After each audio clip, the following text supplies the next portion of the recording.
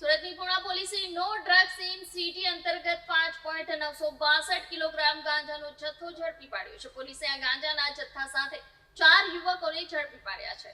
પોલીસને મળેલી ચોક્કસ બાતમીના આધારે પુણા પોલીસ દ્વારા મોટી કાર્યવાહી હાથ ધરવામાં આવી છે, જેમાં ગાંજાના મોટા જથ્થા સાથે આરોપીઓની ધરપકડ કરવામાં આવી છે. ધરપકડ કરાયેલા આરોપીઓ છેલ્લા 6 મહિનાથી સારોલી પોલીસ સ્ટેશનના વોન્ટેડ આરોપીઓની યાદીમાં હતા અને લાંબા સમયથી પોલીસની નજરથી બચતા ફરતા હતા. પોલીસે ટેકનિકલ સર્વેલન્સ અને ગુપ્ત માહિતીના આધારે તેમની શોધખોળ શરૂ કરી હતી, જેના પરિણામના અંતે તેમને ઝડપી પાડવામાં સફળતા મળી છે. આરોપીઓ પાસેથી મોટી માત્રામાં ગાંજો કબજે કરવામાં આવ્યો છે, જે શહેરમાં ગેરકાયદેસર રીતે સપ્લાય કરવામાં આવતો હોવાનું પ્રાથમિક તપાસમાં સામે આવ્યું છે.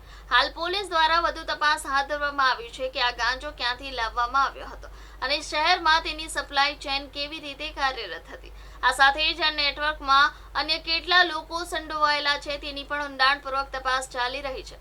આરોપીઓને રિમાન્ડ પર લઈ વધુ પૂછપરછ શરૂ કરવામાં આવી છે, જેમાં મોટા ખુલાસા થવાની શક્યતા વ્યક્ત કરવામાં આવી રહી છે.